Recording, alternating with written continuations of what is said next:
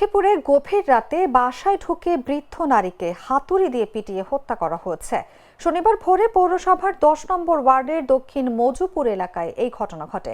নিহত সকিনা বেগম দক্ষিণ মজুপুর এলাকার মৃত সফিউল্লাহর স্ত্রী। 2 বছর আগে তার স্বামী মারা যায়। পুলিশ তার মরদেহ উদ্ধার করে ময়না তদন্তের জন্য সদর হাসপাতাল মর্গে পাঠিয়েছে। এই ঘটনায় তার পুত্রবধূ রুবি আক্তার ও পূর্ণিমা আক্তারকে জিজ্ঞাসাবাদের জন্য পুলিশে হেফাজতে নেওয়া হয়। স্বজনরা জানান, বড় পুত্রবধূ রুবিকে নিয়ে ওই বাড়িতে থাকতেন সকিনা। রাতে তারা দুজন আলাদা কক্ষে ঘুমিয়ে পড়েন। দুর্বৃত্তরা বাসার ভেতরে ঢুকে সকিনার কক্ষে প্রবেশ করে হাতুড়ি দিয়ে এলোপাতাড়ি আঘাত করে। এতে তিনি মারা যান। আওয়াজ শুনে পুত্রবধূ রুবি এসে চিৎকার দিলে লোকজন চলে আসে। এর আগেই হত্যাকারীরা পালিয়ে যায়। ধারণা করা হচ্ছে বাসার পাশে থাকা গাছ বেয়ে হত্যাকারী ভবনে ঢোকে। লক্ষ্মীপুর সদর মডেল থানার উপপরিদর্শক আবু হানিফ বলেন, মরদেহ উদ্ধার করে ময়না তদন্তের জন্য মর্গে পাঠানো হয়েছে। জিজ্ঞাসাবাদের জন্য নিহতের 2 পুত্রবধূকে পুলিশে হেফাজতে নেওয়া হয়েছে। তদন্ত করে পরবর্তী আইনগত ব্যবস্থা নেওয়া হবে। আমার শত্রুতা শুধু একজনে, আর কারোর লগে নাই।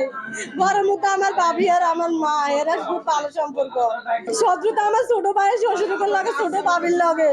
এই যে মালিক কাবিনের টাকা নিয়ে কিছু গান যায়। স্যার এরা ছাড়া এই কাজ কে করে না স্যার, আমরা গ্যারান্টি দিতে কথা পারি।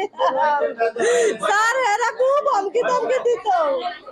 স্যার আমরা লোক কাছে বিচার চাই, আমরা ন্যায্য বিচার করি, খুনি বাইর করি দেন। স্যার আমার মারে আর পাইতেন না আমরা।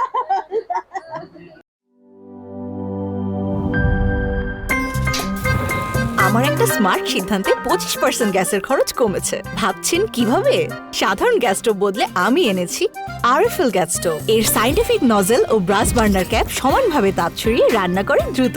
তাই গ্যাসও বাঁচায় 25%, টাকাও বাঁচে 25%। আরএফএল গ্যাস স্টোভ নিরাপদ ও গ্যাস সাশ্রয়ী।